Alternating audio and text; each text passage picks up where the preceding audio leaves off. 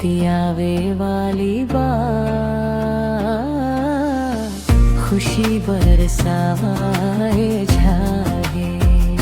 माई सरस्वती आवे वाली बात, सफेद चुनरिया लहरावे वाली बात, ज्ञान भक्ति के जोत जगाई, हमरा मन मंदिर सजावे वाली बात।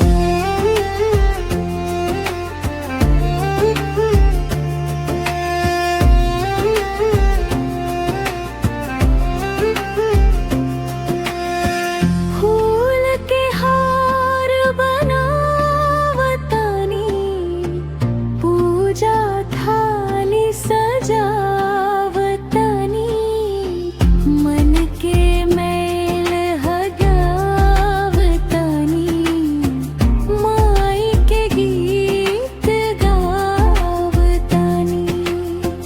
बचपन से अब तक माई तोहरे ही आसरा,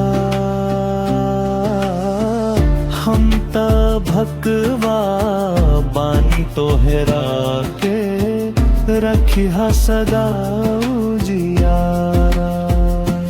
माई सरस्वती आवे वाली बात,